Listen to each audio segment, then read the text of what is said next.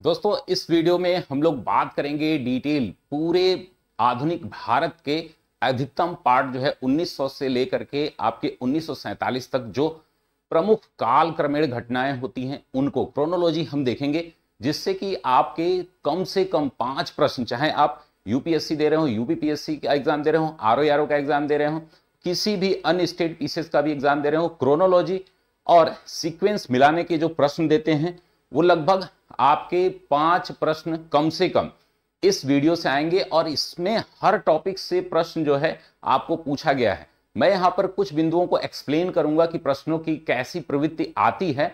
इस पर हम लोग प्रश्नोत्तरी भी करेंगे लगभग 20 से 25, जो कि आपके पूरा रिवीजन करेगा। जो लोग भी नए हैं वो लोग प्रीवियस ईयर पेपर सॉल्व कर लें, यहां सारे घटनाक्रम आपको मिल जाएंगे। जो लोग पुराने हैं उनसे मैं प्रश्न करूंगा, प्रश्नों के उत्तर भी आप लोग कमेंट बॉक्स में करिएगा।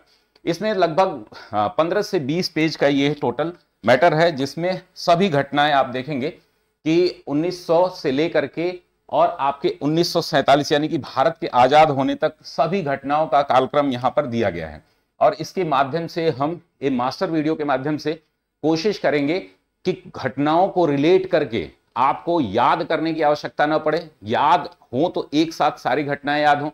जैसे 1928 में जो घटनाएं हुई हैं एक साथ हमने कर दी हैं, 1902 में, 1904 में, 1905 में, 1906 में, इस तरीके से बहुत सारे वर्ष छूटे भी हैं, बहुत सारे घटनाएं छूटी भी हैं। लेकिन ये लगभग 120 से 30 घटनाएं ऐसी हैं जो आपकी परीक्षा में बहुत ज्यादा महत्वपूर्ण है।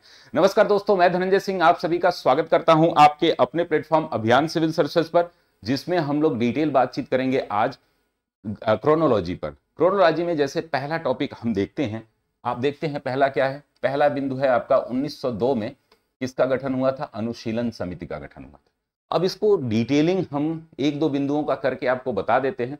हर बिंदु से प्रश्न पूछा गया, यानी कि इस पूरे मास्टर वीडियो में लगभग सैकड़ों प्रश्न हैं जो आपके रिवाइज हो जाएंगे। अनुशीलन समिति का गठन देखिए, दो प्रकार की अनुशीलन समिति है। एक कलकत्ता में मिलेगी आपको, जो कि युगांतर ग्रुप के बाद बदल जाएगा। युगांतर पत्रिका के बारे में कई बार पूछा गया है। ढाका अनुशीलन समिति के बारे में पूछा गया है।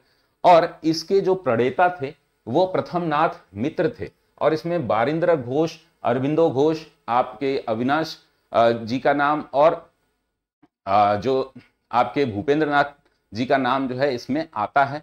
यहीं से युगांतर पत्रिका भी निकली थी। यह किस प्रकार की संस्था थी दोस्तों? तो ये एक रिवोल्यूशनरी संस्था थी। और अब हम इसको कैसे याद करेंगे? अब देखिए, गांधी जी भारत में थे नहीं। गांधी जी द्वारा जो है 1902 में क्या हुआ था, जोहान्सबर्ग में एक टॉलस्टॉय फर्म की स्थापना की गई थी। जब गांधी जी अपने जो अहिंसावादी आंदोलन का क्या कर रहे थे, प्रयोग कर रहे थे, कहां पर? दक्षिण अफ्रीका में, जोहान्सबर्ग में। उसी समय भारत के बंगाल में एक रिवोल्यूशनरी संगठन खड़ा हो रहा था जिसका नाम था अनुशीलन समिति, जो कि ईस्ट बंगाल और वेस्ट बंगाल दो भागों में बाद में बढ़ जाता है। 1905 में वहां की ढाका अनुशीलन समिति का गठन होता है। युगांतर पत्रिका भी इससे संबंधित है, जिसमें बारिंदर घोष, आपका अविनाश भट्टाचार्य और इनका नाम आता है भूपेंद्र नाथ दत्त का। इन तीनों लोगों का नाम आता है, जो इनके क्या थे, एडिटर थे, प्रमुख, यानी कि ये लेखन करते थे और बहुत बड़े स्तर पर जो है रिवोल्यूशनरी घटनाएं का इन्होंने प्रयोजन किया था, जिसको आप देखेंगे मुजफ्फरपुर कांड जिसको बोलते हैं, अलीगढ़ कांड बोलते हैं, अलीपुर कांड बोलते हैं, उसके बारे में अभी हम बात करेंगे। तो ये दो घटनाएं हैं, आप याद रखिएगा। 1902 में हुई थी, गांधी जी ने जोहान्सबर्ग में टॉलस्टॉय फर्म की स्थापना की थी। वहीं अनुशीलन समिति की स्थापना जो हुई थी आपके पश्चिम बंगाल में हुई थी और दो भागों में बाद में बटी थी। 1904 में गांधी जी द्वारा डरबन में फिनिक्स फर्म की स्थापना की गई थी। 1904 में ही अभिनव भारत, यानी कि यहां भी अभी आप देख रहे हैं गांधी जी फिनिक्स फर्म के माध्यम से क्या कर रहे हैं, वहां पर सत्य अहिंसा सत्याग्रह की बातें कर रहे हैं। और यहां पर दूसरा जो है अभिनव भारत, नाम सुना होगा, मित्र मेला का नाम आपने सुना होगा। मैं डिटेलिंग बहुत नहीं करूंगा, क्योंकि अगर डिटेलिंग करने लगा तो हर बिंदु से आपके 10 मिनट की कक्षाएं बनेगी, ये पूरा 12 घंटे का वीडियो हो जाएगा। हम कोशिश करेंगे इसको मिनिमम 40 से 60 मिनट में खत्म करने का, और आपके रिवीजन का एक बड़ा ही अच्छा माध्यम बन जाएगा। अभिनव भारत जो है, आपने वीडी सावरकर, जीडी सावरकर बंधुओं का नाम सुना होगा। अभिनव भारत जो कि मित्र मेला के नाम से भी ये पत्रिका भी निकालते थे। अभिनव भारत भी एक रिवोल्यूशनरी संगठन था। तो यहां हमने 4 पॉइंट याद किया, अनुशीलन समिति, अभिनव भारत जो कि रिवोल्यूशनरी संगठन थे भारत में, और इसी के बाद जो है आप देखते हैं चापेकर बंधु इसी से प्रभावित होकर के जो है कुछ हत्याएं करते हैं। ये पूरे डिटेलिंग में हम नहीं जाएंगे। ठीक है ना। तो ये 4 फैक्ट आपको याद रखने हैं। उसके बाद हम आते हैं 1905 में कुछ घटनाएं होती हैं, ठीक है ना। अब लंदन में होम रूल सोसाइटी की स्थापना। अब देखिए, होम रूल शब्द आते ही, स्वशासन का नाम आते ही आपके दिमाग में बाल गंगाधर तिलक, एनी बेसेंट जी आएंगी। बाल गंगाधर तिलक ने कब स्थापना की, एनी बेसेंट कब की, वो आगे हम देखेंगे। अभी ये लंदन में स्थापित हो रही है। उसी समय आप देखते हैं कि 18 जुलाई 1905 को बंगाल विभाजन की घोषणा कर दी गई थी। बंगाल विभाजन की घोषणा जो है कर्जन द्वारा की गई थी। आप जो है कुछ प्रश्न मैं कमेंट बॉक्स में पूछूंगा, उसमें आप जो है कमेंट बॉक्स में कमेंट करते रहिएगा। बंगाल विभाजन की घोषणा जो है अंग्रेजों ने किस आधार पर की थी, आप कमेंट बॉक्स में बताइएगा। कब की थी? 18 जुलाई 1905। लगभग 5 से 8 बार यह प्रश्न पूछा जा चुका है। वहीं 7 अगस्त 1905 को स्वदेशी आंदोलन शुरू होता है और इसी आंदोलन का नाम हम जानते हैं कि बंग भंग आंदोलन भी इसे कहते हैं, ठीक है ना। इसको बंग भंग आंदोलन के नाम से भी जाना जाता है। अब ये बंग भंग आंदोलन जो है एक ऐसा भारत में आंदोलन होता है, यहां से कई प्रश्न आए हैं, ठीक है ना। इसी के बाद आप देखेंगे सूरत स्प्लिट होगी 1907 में। यहां पर अभी तक जो है कांग्रेस लिबरल दल काम करता था, उदारवादी दल उसको हम बोलते हैं, जिसके प्रमुख नेता जो है आप देखेंगे कि गोपाल कृष्ण गोखले, बहराम जी मालाबारी आदि थे। अब आगे जो है जो है सुरेंद्रनाथ बनर्जी के नेतृत्व में यहां पर आंदोलन शुरू होता है। फिर लाल बाल पाल जो है यहां पर जुड़ते हैं और कई प्रकार के यहां कार्यक्रम चलाए जाते हैं। बायकॉट किया जाता है, स्वदेशी वस्तुओं का प्रचार किया जाता है और विदेशी वस्तुओं का बहिष्कार किया जाता है, जिसमें 2 प्रकार के दल यहां पर आपको देखने को मिलते हैं पूरी तरीके से। और भारत में पहला आंदोलन देखने को मिलता है 1905 में, स्वदेशी आंदोलन के नाम से जाना जाता है, जो 7 अगस्त 1905 में। तो पहले हम कैसे याद करेंगे, लंदन में होम रूल सोसाइटी की स्थापना होती है, यही बाद में आकर के एनी बेसेंट यहां करेंगे 1916-17 में, ठीक है ना। अब उसके साथ ही क्या होता है, होम रूल सोसाइटी यहां बात कर रहे हैं और यहां पर विभाजन की बात करने लगे। बंगाल में विभाजन का जो मेन मोटो था इनका कि हिंदू मुस्लिम वोटों को बांट दिया जाए। इसी के साथ ही मुस्लिम लीग की भी स्थापना की जाएगी 1906 में। तो 1905 में होम रूल सोसाइटी की स्थापना हो रही है लंदन में। यहां पर बंगाल विभाजन की घोषणा कर देते हैं। बंगाल विभाजन जैसे ही घोषित होता है, किस तारीख को होता है, 18 जुलाई को। 7 अगस्त को वहां पर स्वदेशी आंदोलन शुरू हो जाता है, जो कि बंगाल विभाजन के विरोध में था, ठीक है ना। इसमें 16 अक्टूबर 1905 को बंगाल का विभाजन कर दिया जाता है, जो कि बाद में रद्द कर दिया जाएगा 1911 में। हम देखेंगे जब तीसरा दिल्ली दरबार शुरू होगा तो बंगाल विभाजन यहां पर बंगाल का विभाजन कर दिया जाता है ईस्ट बंगाल और वेस्ट बंगाल के रूप में। लेकिन आगे हम देखेंगे कुछ, तो यानी कि ये 4 घटनाएं हैं। लंदन में होम रूल सोसाइटी की स्थापना फरवरी 1905 में। अब ये क्रम आपको याद रखना है। बंगाल विभाजन की घोषणा होती है, तो जब क्रोनोलॉजी पूछेगी विभाजन की घोषणा होगी तभी स्वदेशी आंदोलन होगा, ये बिल्कुल क्लियर है। और विभाजन जो है हो जाएगा, यानी कि ये तीसरे पे रहेगा। अगर इस तरीके से क्रोनोलॉजी पूछी जाएगी, डेट आपको नहीं भी याद है, तो आप जो है क्रोनोलॉजी इसके माध्यम से कर लेंगे। अब आते हैं हम, देखिए यहां पर एक साथ करके ना 3-3, 4-4 इंफॉर्मेशन एक साथ करके, डेट एक साथ करके अगर आप याद करेंगे तो बहुत ही आसानी हो जाती है आपको याद करने में। चलिए, यहां पर 1906 में भारतीय प्राच्य कला की स्थापना होती है। अब ये एंशिएंट आर्ट क्या है इसके बारे में आप डिटेल देख लीजिएगा। मुस्लिम लीग, अब 30 दिसंबर 1900 सलीमुल्लाह, क्या नाम है उनका, उनके जो है नेतृत्व में आपके ईस्ट बंगाल में यानी कि ढाका में क्या होती है, स्थापना होती है मुस्लिम लीग की। अब यहां से अंग्रेजों ने फूट जाल डालो और राज करो की नीति का क्या है, संचालन करना शुरू कर दिया है। यानी कि 1906 में यहां पर एक तो बता रहे हैं कि भाई एंशिएंट आर्ट को हम संरक्षित करेंगे, वहीं मुस्लिम लीग का गठन कर दे रहे हैं, यानी कि सांप्रदायिक आधार पर भारत को बांटने का प्रयास यहां पर संगठन के रूप में देखने को मिलता है। वहीं सूरत अधिवेशन होता है 1907 में, जिससे कि कांग्रेस में भी क्या है, फूट पड़ जाती है। कांग्रेस में फूट जो है मैंने बताया था, नरम दल और गरम दल, यानी कि जो हमारे लिबरल थे, एक्सट्रीमिस्ट थे, इन दोनों में आपस में विवाद होता है किसको बनाने के लिए, अध्यक्ष बनाने के लिए। अब यहां पर आप कमेंट बॉक्स में बताएंगे कि लिबरल जो है, लिबरल वहां पर किसको अध्यक्ष बनाते हैं और जो एक्सट्रीमिस्ट थे वो किसको अध्यक्ष बनाते हैं। पूरी डिटेलिंग में मैं जाऊंगा तो बहुत टाइम लग जाएगा, ठीक है ना। ये आप 1907 का है, यानी कि 1906 में 2 घटनाएं होती हैं, यानी कि प्राच्य कला की स्थापना होती है। ये सारे प्रश्न पूछे गए हैं। 1906 में मुस्लिम लीग की स्थापना होती है। 7 में सूरत अधिवेशन यानी कि कांग्रेस में स्प्लिट होता है, 2 भागों में कांग्रेस बढ़ जाता है। और उसके बाद 1908 में घटनाएं होती हैं क्या, एक अलीपुर मणिकतल्ला या अलीपुर षड्यंत्र या मुजफ्फरपुर, ये तीनों नामों से इसको जाना जाता है। कांड, मुजफ्फरपुर कांड के नाम से भी इसको जाना जाता है। अब ये अनुशीलन समिति जो बनी थी ना, उसी के सदस्यों द्वारा जो है यह कांड किया जाता है, बस इतना याद रखिएगा। क्लियर है ना? तो ये एक साथ रखेंगे 6 6 7 8, ठीक है ना। आगे हम देखते हैं अगली जो हमारा है कि उसके बाद जो है जब मुस्लिम लीग की स्थापना हो गई, ठीक है ना, अब मुस्लिमों को खुश करने के लिए, ठीक है ना, वहीं आप देखेंगे कि हिंदू महासभा भी अभी बनेगी। हिंदू महासभा पंजाब में पहले बनती है, फिर ऑल इंडिया लेवल पे हरिद्वार में उसका गठन होता है, लेकिन दिल्ली में जो मदन मोहन मालवीय द्वारा गठन किया जाता है। तो यहां से सांप्रदायिकता शुरू हो रही है। कहानी के माध्यम से सीखते जाइएगा, क्रोनोलॉजी समझते जाइएगा, डेट 2-3 बार में याद हो जाएगी। ये पीडीएफ भी मैं आपको टेलीग्राम चैनल पर अपने शेयर कर दूंगा। ये सारी कक्षाएं जो है हमारी वो निःशुल्क रहेंगे बिल्कुल आप सभी के लिए। और जो लोग भी तैयारी कर रहे हैं, इसकी मदद से आप अपनी तैयारी को नई धार दे सकते हैं।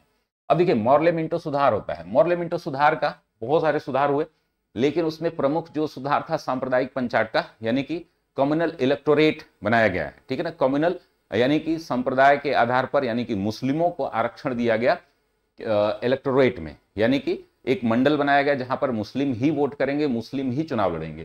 तो ये मॉर्ले मिंटो ने शुरू कर दिया। वहीं पर मिंटो क्या कहता है, हमने नाक के दांत बोए हैं। मॉर्ले मिंटो सुधार जो है 1909, आपको पता है कि 1909 का अधिनियम ही बोला जाता है, और इसमें जो है कई प्रकार के सुधार किए गए हैं। इससे कई प्रश्न आए हैं, उन प्रश्नों को आप डिटेल में देख लीजिएगा। मैं यहां पर बता भी दूंगा किस टॉपिक से ज्यादा प्रश्न बनने की संभावना है। आप कहेंगे तो एक ही साथ में, एक ही वीडियो में पूरे एक्ट जो है 1773 के रेगुलेटिंग एक्ट से लेकर के आपको यहाँ के आपके जो 1947 का भारत स्वतंत्रता अधिनियम है, वहां तक एक ही वीडियो में, मास्टर वीडियो में मैं बना करके दे दूंगा। अब उसके बाद हिंदुओं में एक क्या होता है, जैसे कि अब एक मुस्लिमों को वेटेज दिया जाने लगा धर्म के आधार पर, तो हिंदुओं में कुछ असमता हुई कि एक लालचंद और यूएन मुखर्जी, इन दोनों द्वारा जो है पंजाब में हिंदू महासभा का गठन किया गया। अब ये यूएन मुखर्जी और लालचंद का नाम आप याद रखिएगा।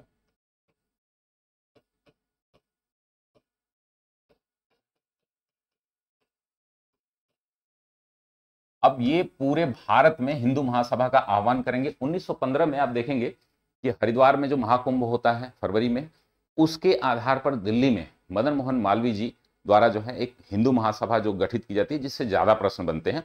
ये भी प्रश्न यहां से आ सकता है, तो इसको भी आप नोट डाउन किए रहिएगा। तो यहां पर हम देखते हैं कि बंगाल विभाजन फिर रद्द कर दिया जाता है, यानी कि 1909 में हम 2 घटनाएं देखने को मिलती है। यानी कि 1906 में जो मुस्लिम लीग बनी थी, उसको और संतुष्ट करने के लिए, उसको और समाज से काटने के लिए क्या करते हैं, ये उन मुस्लिमों को आरक्षण दे देते हैं चुनाव में। अब वो आरक्षण जो है मॉर्ले मिंटो सुधार के द्वारा आता है। फिर उसके बाद हिंदू संगठन बनता है, हिंदू महासभा बनती है, और वो हिंदू महासभा जो है वह उसकी स्थापना इन दोनों ने की थी। कहां पर, पंजाब हिंदू महासभा का नाम इसको दिया जाता है।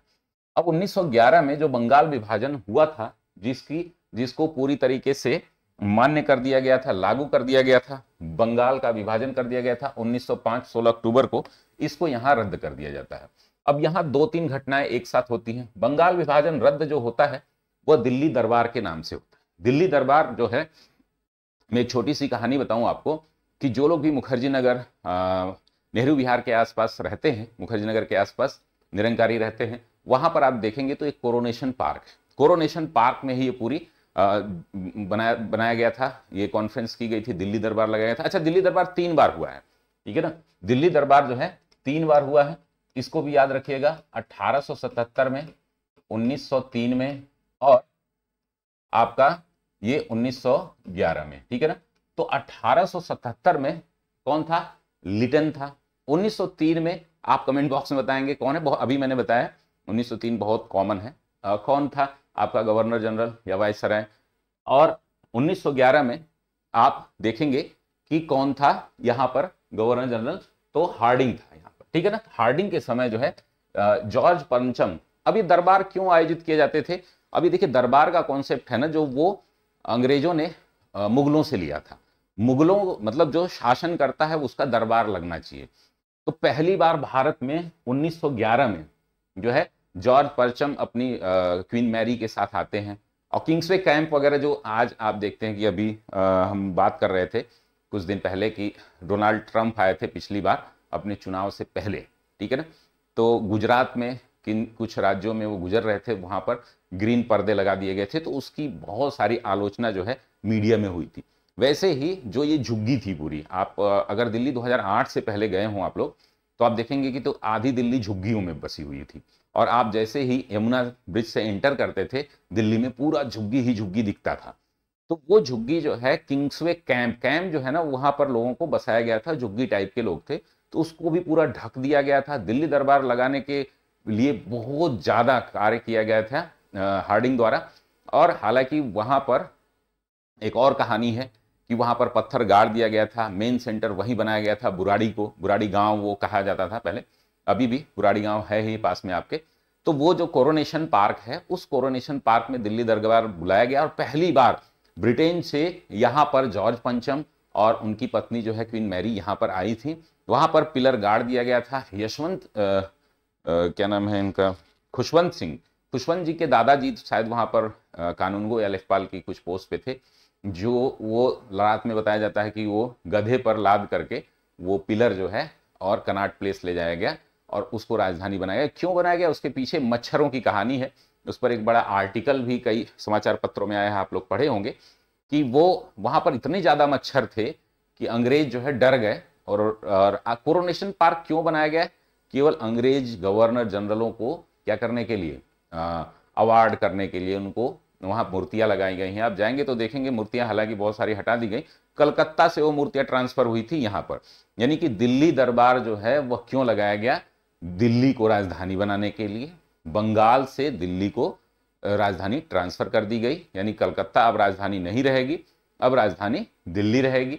और साथ ही यहां पर जो बंगाल विभाजन किया गया था उसको कैंसिल कर दिया गया। आगे जो है बंगाल, बिहार, उड़ीसा को अलग धीरे धीरे हम देखेंगे कैसे अलग होंगे। तो ये दिल्ली दरबार आपको 1911 में याद रखना है।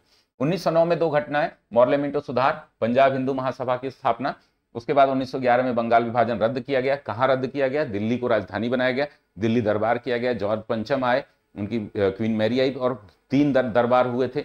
1977 में लिटन के समय, 1903 में कर्जन के समय, और अभी जो है 1911 में आपके हार्डिंग के समय। यहां पर 1 अप्रैल 1912 को भारत की राजधानी कलकत्ता से दिल्ली करी, ये ऑफिशियल जो है ये डेट है। तो ये 4 डेट आप एक साथ याद रखेंगे, मतलब 3 डेट और 2 डेट ये अलग से याद रखेंगे। गदर पार्टी, गदर पार्टी की स्थापना जो है सैन फ्रांसिस्को यूएसए में हुई थी। आप जो है उसके प्रणेता का नाम लिखेंगे, लाला हरदयाल जो है, और उनके, और गदर पार्टी के कम से कम 3 मेंबर का नाम आप कमेंट बॉक्स में बताइए, ठीक है ना। गदर पार्टी का कार्य क्या था? आपको पता है कि भारत को स्वतंत्रता दिलाने के लिए वो अलग गतिविधियां कर रहे थे, कहां पर? अन्य देशों में, ठीक है ना। तो गदर पार्टी 1913, 1914 में इंडियन इंडिपेंडेंट कमेटी की स्थापना की गई, और 28 जुलाई 1914 को प्रथम विश्व युद्ध शुरू हुआ। और उसी के साथ 1914 में ही एक कामागाटा मारू प्रकरण होता है। एक जहाज होती है कामागाटा मारू, जो भारतीय बंदरगाह आना होता है, लेकिन उसमें कुछ रिवोल्यूशनरी होते हैं जिससे कि उनको नहीं आने दिया जाता है। ये पूरा प्रकरण आप देख लीजिएगा, ये सारी घटनाएं आपको एक साथ याद रखनी है। यानी कि गदर पार्टी, कामागाटा मारू और इंडियन इंडिपेंडेंस कमेटी और प्रथम विश्व युद्ध, चारों में कुछ रिलेशन है, इसको एक साथ आप याद रखेंगे, ठीक है ना। गदर पार्टी की स्थापना होगी, ठीक है ना, उसके बाद इंडियन इंडिपेंडेंट कमेटी,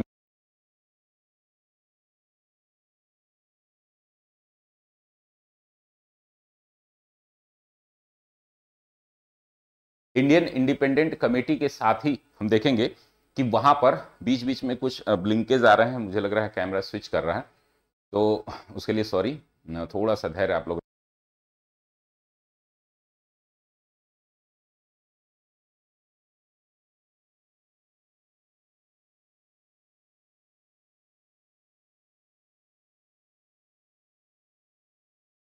कुछ समस्याएं आ रही हैं, 1 मिनट।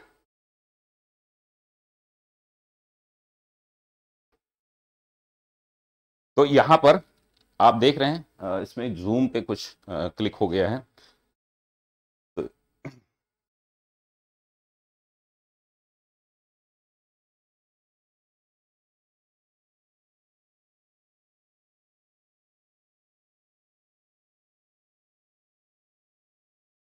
तो अभी जो है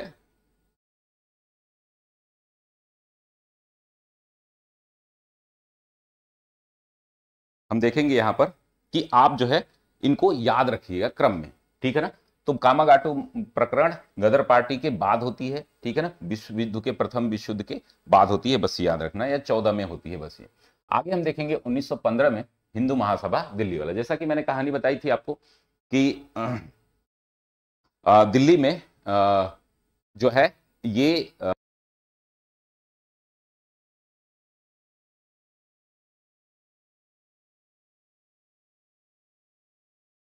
मदन मोहन मालवीय जी के नेतृत्व में ये जो है एक संगठन की स्थापना की जाती है हिंदुओं द्वारा। और वो संगठन जो है आप देखते हैं कि हरिद्वार में क्या होता है, महाकुंभ होता है 1915 में फरवरी में। उसके आधार पर पूरे भारत में आह्वान किया जाता है कि सभी हिंदुओं की एक संगठन होना चाहिए, जिसमें पंजाब हिंदू संगठन आह्वान करता है। और यहाँ पर किसको बनाया जाता है, इसके हेड होते हैं मदन मोहन मालवीय जी। तो ये याद रखिएगा 1915 में, फरवरी याद रख सकते हैं। अब 9 जनवरी 1915 को भारत आए कौन, गांधी जी। आप सभी को पता है कि इसी दिन जो है भारत प्रवासी दिवस मनाया जाता है, और 9 जनवरी 1915 को गांधी जी भारत आते हैं। उसके बाद गांधी जी के कुछ आंदोलन हमें देखने को मिलेंगे और अन्य आंदोलन देखने मिले, यानी कि 1915 को गांधी जी 9 जनवरी को भारत वापस आते हैं। अब इसको करेक्ट कर लीजिएगा, ये मालवीय जी का जो है ये बनना जो है मेरे ख्याल से फरवरी में, क्लियर है ना, मेरे फरवरी में है, ठीक है ना। तो याद रखिएगा इसके बाद होगा, क्लियर है। 28 अप्रैल 1916 तिलक होम रूल लीग। अब देखिए होम रूल लीग की बात हमने अभी की थी कि ब्रिटेन में लंदन में होम रूल लीग जो है वो कब स्थापित की गई थी, और यहां पर भारत में होम रूल की स्थापना जो है 28 अप्रैल 1916 को तिलक 6 राज्यों में करते हैं, जिसमें आपका कर्नाटक है, महाराष्ट्र है, आपका उत्तर जो हमारा उत्तर प्रदेश है उस समय उत्तर मध्य प्रांत कहा जाता था, तो वो था। और कुल 6 राज्य थे। बाकी अन्य जगह पर लगभग 200 शाखाएं जो है किसके द्वारा खोली गई थी, वो खोली गई थी आपके एनी बेसेंट द्वारा, ठीक है ना। लगभग 200 सत्ताएं, यानी कि पहले तिलक जी खोलते हैं वो होम रूल लीग की स्थापना भारत में, पहले तिलक जी करते हैं, फिर आप देखेंगे एनी बेसेंट जी करेंगे, ठीक है ना। अब ये होम रूल लीग होती क्या थी, अब देखिए कांग्रेस में स्प्लिट हो गई थी, बहुत सारे विवाद हो गए थे, इस वजह से आंदोलन थोड़ा ठप हो गया था। गांधी जी अभी आए थे, गांधी जी अभी भारत भ्रमण कर रहे थे, उनके जो गुरु जी थे पॉलिटिकल गुरु, तो उनके द्वारा कहने पर वो भारत में इधर उधर घूम के अपना लोगों से मेल जोल कर रहे थे। इसी बीच जो है ये पूरा गैप हो गया था, उस गैप को भरने के लिए कुछ पोस्टर, बैनर या मीटिंग या एक दूसरे से आह्वान करना, सभी को सदस्य बनाना होम रूल लीग के लिए, ये मूवमेंट जो है बड़ा ही इंपॉर्टेंट मूवमेंट होता है भारत में। तो ये कब हुआ था, 1916 में, 20 अगस्त 1916 को अगस्त घोषणा होती है, ठीक है ना। अब देखिए 2-3 चीजें आपको मिलेंगी, अगस्त घोषणा, अगस्त प्रस्ताव और अगस्त क्रांति। अगस्त घोषणा जो है वो 20 अगस्त 1917 को है। 1940 में 20 अगस्त को ही आप देखेंगे कि अगस्त प्रस्ताव रखा जाता है, ठीक है ना, उसके बारे में हम आगे बात करेंगे। और वैसे ही अगस्त क्रांति 8 अगस्त 1900 जो हमारी 42 की जो क्रांति होती है, यानी कि जो भारत छोड़ो आंदोलन, ठीक है ना, वो क्रांति के समय जो है वो तीनों याद रखिएगा, ये अलग अलग है, ठीक है ना। तो ये क्रम आप याद रखेंगे। 1917 में अब गांधी जी के 3 आंदोलन हैं, तो पहले चंपारण होगा, फिर अहमदाबाद होगा और फिर खेड़ा होगा। खेड़ा लास्ट में होगा, बस इतना याद रखना है। अहमदाबाद में पहली बार गांधी जी ने अनशन का प्रयोग किया था, वो आपको याद रखना है, यानी कि तीनों डेट एक साथ याद रखना है, पहले चंपारण, फिर अहमदाबाद, फिर खेड़ा। यानी कि पहले बिहार जाते हैं, फिर ये गुजरात जाते हैं, यानी कि चंपारण पहले रहेगा, बस इतना आपको याद रखना है। क्रोनोलॉजी याद रखने के लिए आपको कुछ ना कुछ ट्रिक आपको बनानी पड़ती है। 1919 में हम आते हैं, अब भारत शासन अधिनियम 1919 बनता है। भारत शासन अधिनियम 1900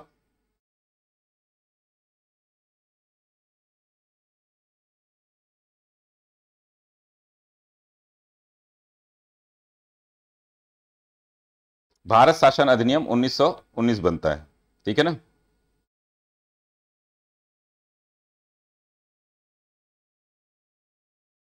भारत शासन अधिनियम 1919 बनता है और उसके आधार पर कई सुधार होते हैं।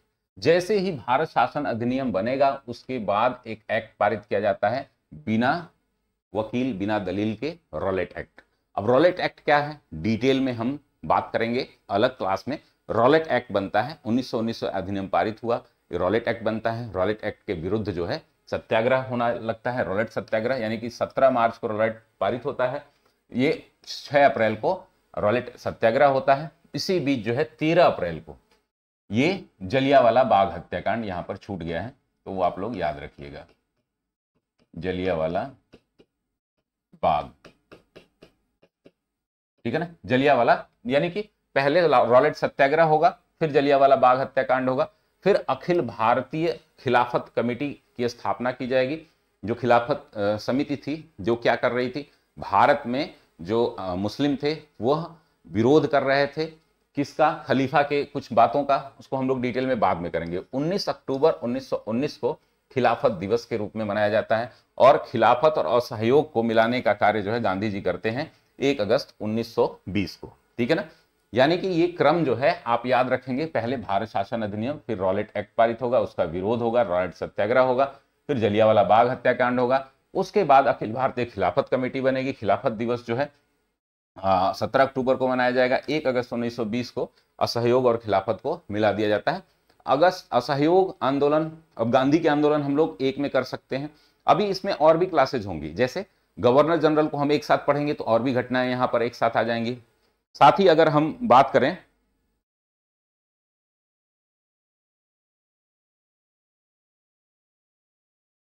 और भी घटनाएं जो होंगी उसके बारे में हम बाद में बात करेंगे।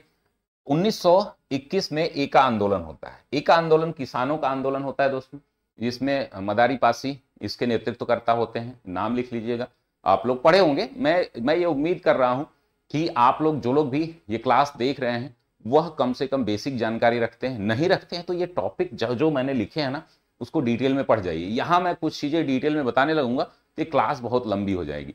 तो आप देखेंगे हरदोई है, सीतापुर है, इसके आसपास के क्षेत्रों में ये किसानों का आंदोलन होता है। गांधी जी इसको सहयोग भी करते हैं, फिर ये हिंसक हो जाता है और इसको ये निम्न जाति के यानी कि छोटी जाति के आंदोलन करता है। इनका नाम जो है बहुत याद रखना है, मदारी पासी, ठीक है ना। 1921 में मोपला विद्रोह होता है। मोपला विद्रोह में आप देखेंगे मोपला विद्रोह जो है के नेतृत्वकर्ता का नाम जो है हाजी है, KM हाजी है उनका पूरा नाम, आप कमेंट बॉक्स में करिएगा।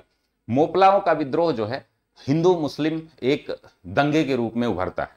ये रिवोल्ट जो है 1921-22 तक लगातार चलता रहता है और ये पूरे मालाबार क्षेत्र जो है हमारा केरल के, ज्यादातर केरल के क्षेत्रों में ये होता है। मालाबार क्षेत्र उसको उस समय बोला जाता है और ये जो है पूरा क्षेत्र जो है हिंसात्मक होता है, क्योंकि वहां पर जो जमींदार थे वो हिंदू थे और जो काश्तकार थे, जो काम करते थे, जो गरीब मजदूर वर्ग थे वो मुस्लिम थे और बहुत बड़े स्तर पर हत्याएं होती हैं, उसमें बहुत सारे विवाद हैं, ठीक है ना। तो ये मोपला विद्रोह जो है आप याद रखेंगे किसके साथ हुआ था, एका आंदोलन। अब ये दोनों हिंसक हुए थे, ये बहुत बड़ा हिंसक हिंदू मुस्लिम हिंसक में बदल गया था क्योंकि दोनों वर्ग अलग अलग थे। और यहां जो है किसानों द्वारा आंदोलन जो है अधिक वसूली के विरोध में हो रहा था, यानी कि भारत सरकार उस समय जो अंग्रेजी सरकार थी वह किसानों से अधिक कर वसूल करती थी। तो ये हरदोई, आपके सीतापुर आदि के क्षेत्रों में ये किया गया था और ये बाद में हिंसक हो जाता है, इसको गांधी जी इससे हट जाते हैं। तो ये आपको 21 में 2 घटनाएं याद रखनी है। 20 में खिलाफत आंदोलन याद रखेंगे।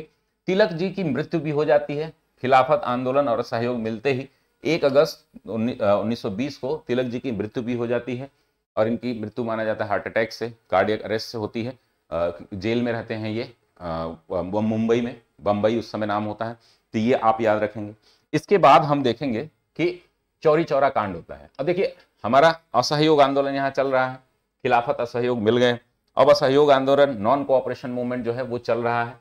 उसी बीच गोरखपुर के, अभी 4 फरवरी डेट कंफर्म हो गई है, कई किताबों में आपको 5 फरवरी भी देखने को मिलेगा, वो डेट अब उत्तर प्रदेश सरकार द्वारा जो है 4 फरवरी दे दिया गया है, तो उसको ऑथेंटिक माना जाएगा। क्लियर है।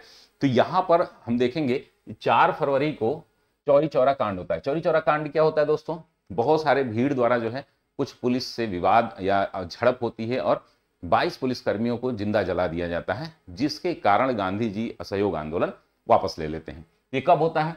1922 में। 1923 जनवरी 1923 में स्वराज पार्टी की स्थापना होती है।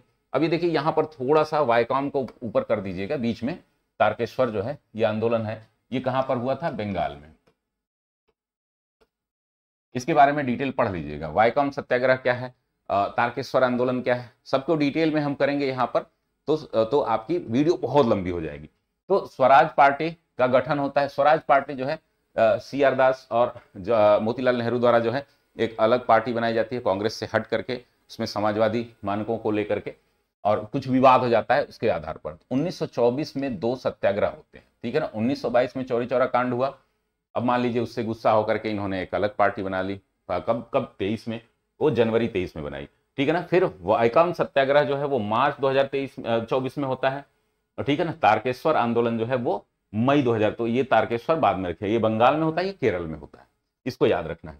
1924 में ही एक और घटना होती है, हिंदुस्तान रिपब्लिकन एसोसिएशन की घटना होती है। अच्छा, हिंदुस्तान रिपब्लिकन एसोसिएशन की स्थापना किसने की थी? आप कमेंट बॉक्स में जरूर बताइएगा, ठीक है ना। ये स्थापना जो है एक संगठन होता है जो HSRA में बाद में बदल जाएगा, और इसी को सैंडर्स की हत्या के खिलाफ में, इसमें भगत सिंह, चंद्रशेखर आजाद सभी लोग शामिल हो जाते हैं धीरे धीरे। एक प्रकार का वो होता है।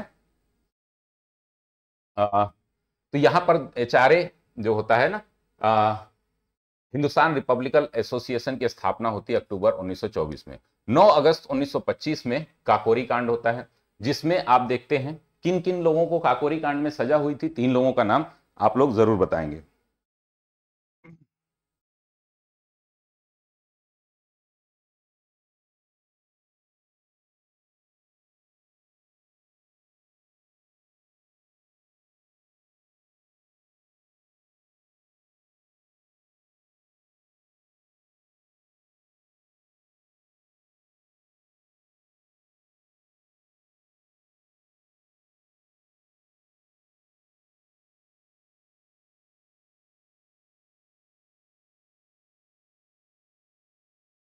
तो ये आपको ध्यान में रखना है।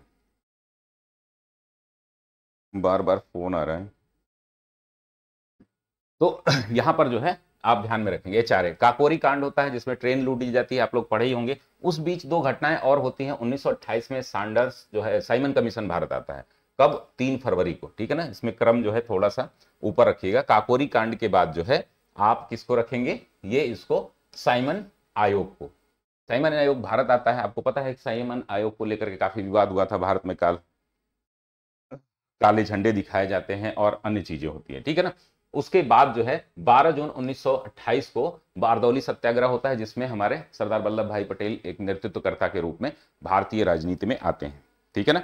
उसके बाद जो है अगस्त 1928 में नेहरू रिपोर्ट दी जाती है। नेहरू रिपोर्ट जो है साइमन कमीशन का विरोध होता है, तो ये लोग बोलते हैं कि भाई आप लोग खुद, तो मोतीलाल नेहरू द्वारा जो है कमेटी गठित की जाती है, जिसमें डोमिनियन स्टेट की बात की गई थी मुख्य रूप से। आप इसको पूरा नेहरू रिपोर्ट पढ़ लेंगे। नेहरू रिपोर्ट से जिन्ना का 14 सूत्री फार्मूला है, CR फार्मूला है, CR लियाकत, और वो फार्मूला है। तो वही कुछ 3-4 फार्मूले हैं, या उसको हम बोल सकते हैं एक प्रस्ताव है। इसको आप लोग एक साथ देख लीजिएगा, सभी की डेट आपको याद रखनी है। यानी कि हम यहां पर देखेंगे कि उन HRA की स्थापना होगी, फिर काकोरी कांड होगा, यानी कि ये एक संगठन बनेगा, ठीक है ना। संगठन बनेगा, इसी संगठन के लोग लूट कर देते हैं, यानी कि अपने पास सरकारी संपत्ति को लूट के और अपने पास जो है धन और हथियार लेने की कोशिश करते हैं, ठीक है ना। और उसी के बीच जो है आप देखेंगे कि घटनाएं होती हैं। साइमन कमीशन आता है, उसी बीच बारदौली सत्याग्रह होता है, और नेहरू रिपोर्ट जो है एक बन के तैयार होती है। हालांकि वो रिजेक्ट कर दी जाती है, कई पार्टी द्वारा नहीं मानी जाती है। सितंबर 1928 में यही संगठन जो है HRA बन करके HSRA बन जाता है, और इसकी स्थापना होती है। इसके जो है मुख्य नेतृत्वकर्ताओं में आप देखेंगे कि चंद्रशेखर आजाद, भगत सिंह, बटुकेश्वर दत्त, रोशन सिंह, ये सभी लोग होते हैं।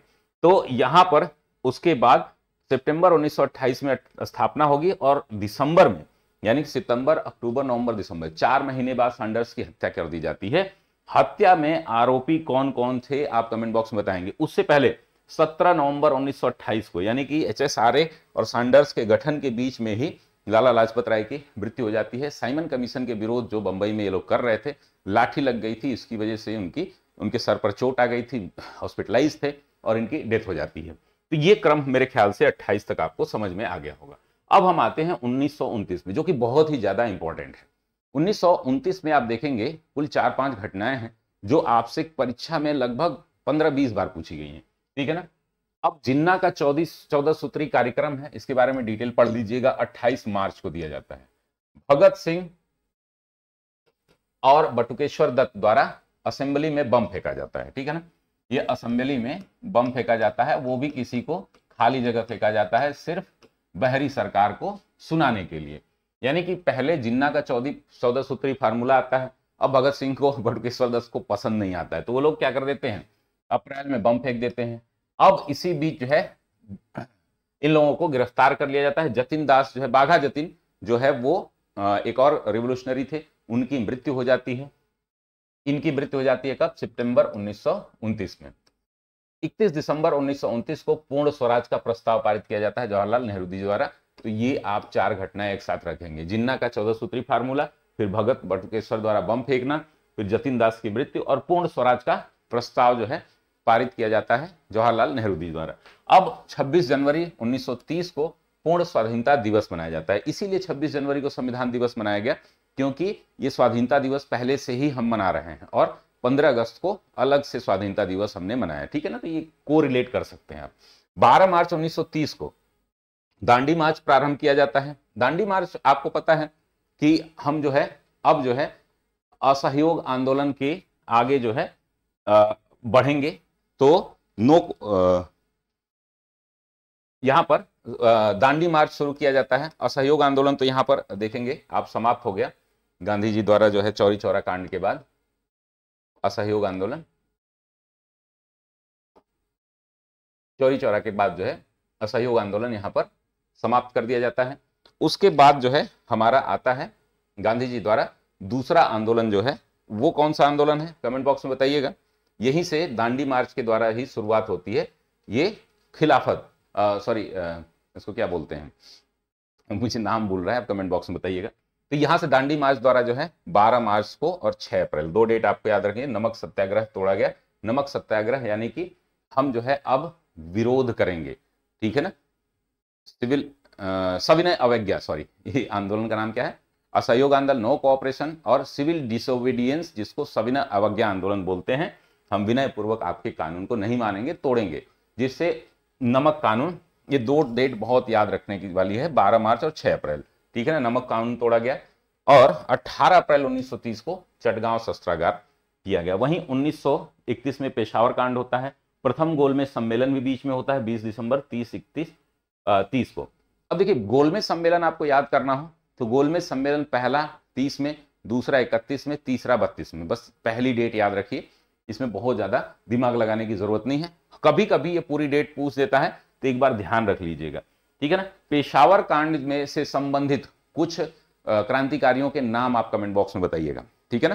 तो ये आपको याद रखना है 1930 में, इसको एक साथ कर लीजिएगा।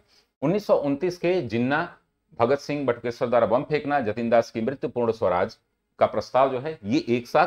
वहीं पूर्ण स्वाधीनता दिवस, इसी दिवस को हम जो है संविधान दिवस के रूप में बाद में संविधान लागू किया गया इस दिन 26 जनवरी को, जिसको हम गणतंत्र दिवस के रूप में मनाते हैं। और वहीं 12 मार्च को दांडी मार्च शुरू हुआ, 6 अप्रैल को खत्म हुआ, ये मार्च जो है खत्म हुआ, नमक कानून तोड़ा गया और यहीं से हम सिविल डिसोबीडियंस जो है मूवमेंट जो है शुरू करते हैं गांधी जी। 18 अप्रैल 1930 को चटगांव सत्याग्रह कांड होता है, उसी साथ जो है पेशावर कांड भी होता है।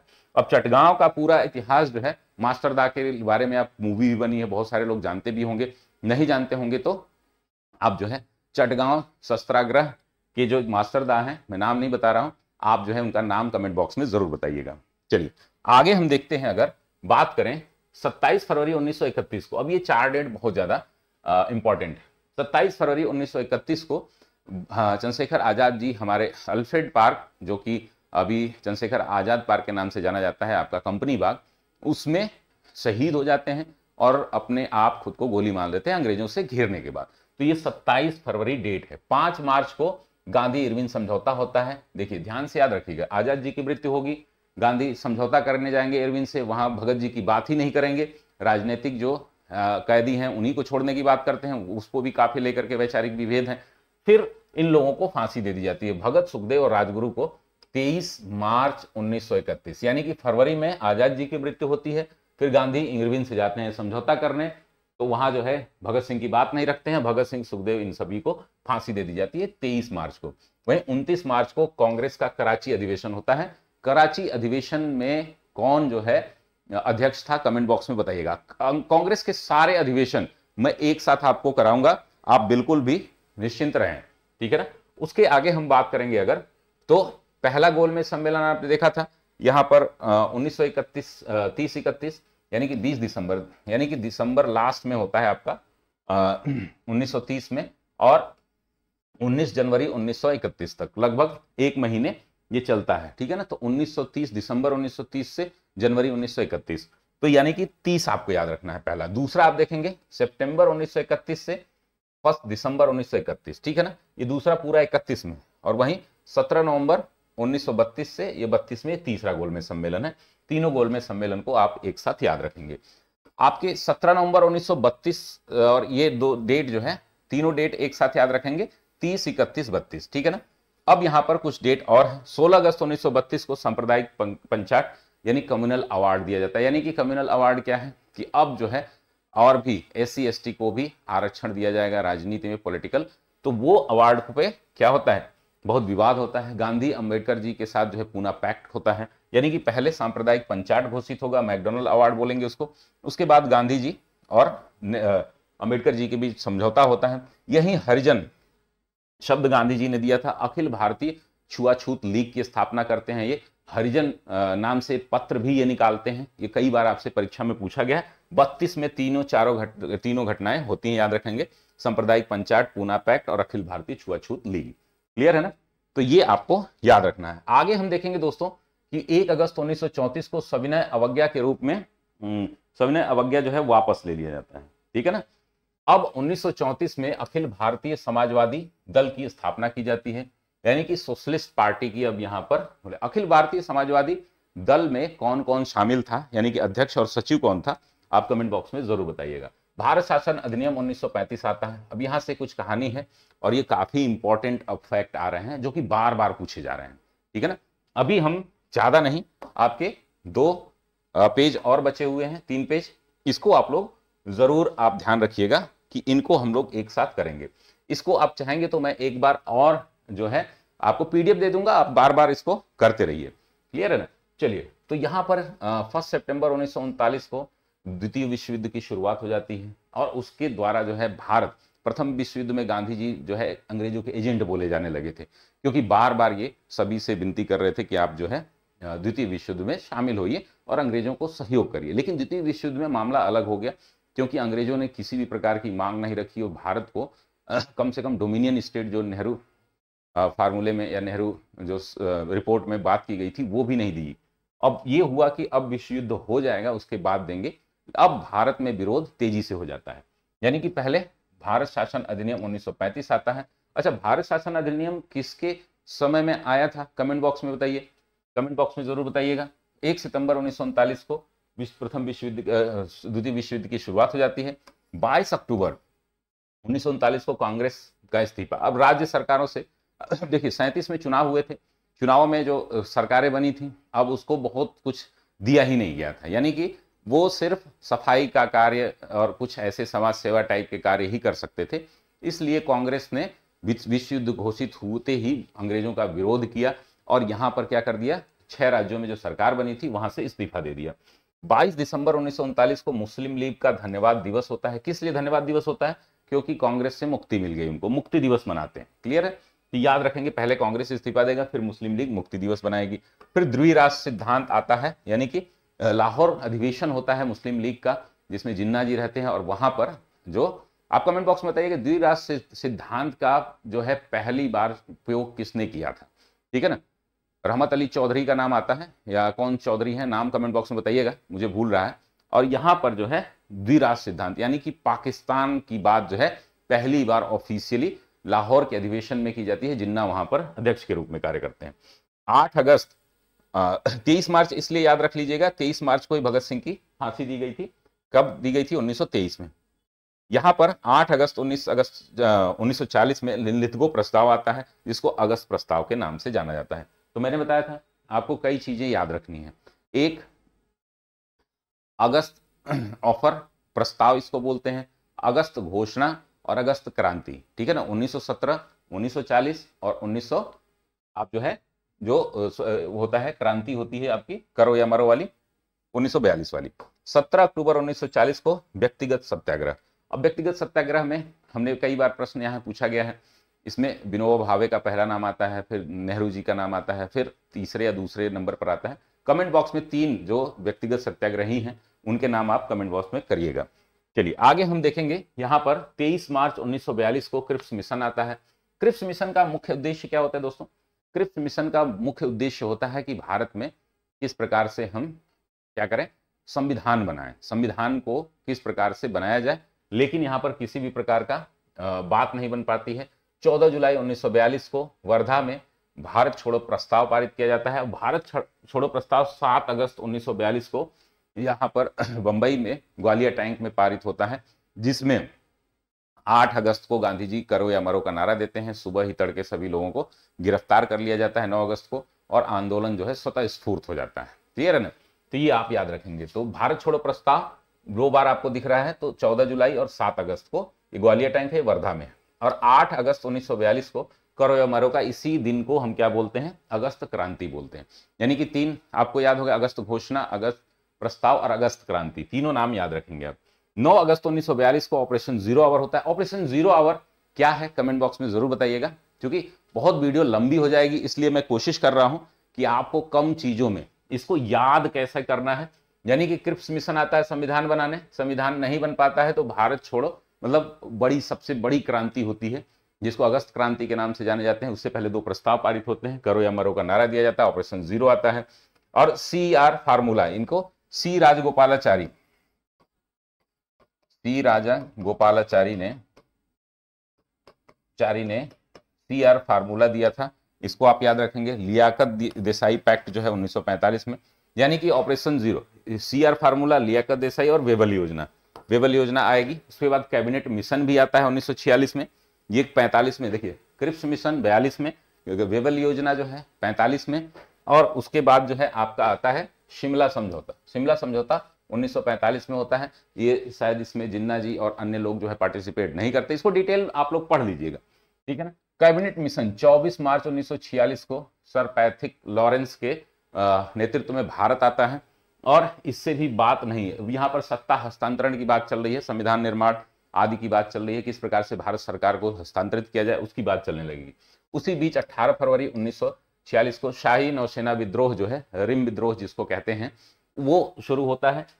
16 अगस्त 1946 को मुस्लिम लीग सीधी कार्रवाई दिवस मनाती है। 2 सितंबर 1946 को अंतरिम सरकार का गठन किया जाता है। यानी कि क्रोनोलॉजी आप दिमाग में रखेंगे। शिमला समझौता होता है, बात नहीं बनती है, कैबिनेट मिशन भारत आता है, फिर शाही नौसेना विद्रोह होता है 46 में ही। आप ध्यान रखें, पहले ये देखिए 18 फरवरी है ना, तो पहले विद्रोह होगा और ये मार्च में कैबिनेट मिशन आएगा, तो इसको थोड़ा सा एक दो जगह कहीं कहीं गड़बड़ है, वो आप ध्यान में रखिएगा।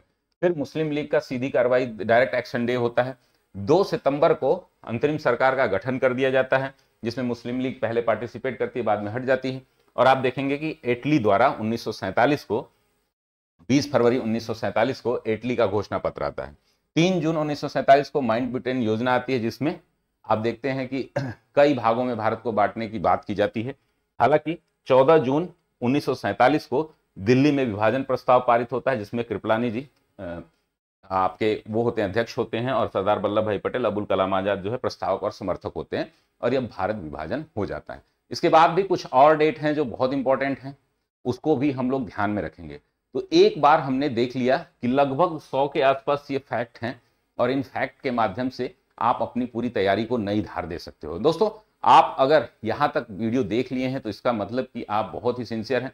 आप इस पीडीएफ को लेने के लिए आप हमारे टेलीग्राम चैनल अभियान सिविल सर्विसेज से जरूर जुड़ें, और हम जो है इसी प्रकार की इनोवेटिव वीडियोस और क्लासेज आपके सामने लाते रहेंगे। बहुत बहुत धन्यवाद आप सभी का। स्वस्थ रहिए, मस्त रहिए, व्यस्त रहिए, और दोस्तों हमारे चैनल को लाइक शेयर सब्सक्राइब भी जरूर करिए, और जल्द ही आपके 2-2 3-3 वीडियो जो है आपको प्रतिदिन मिलने लगेंगे। बहुत बहुत धन्यवाद।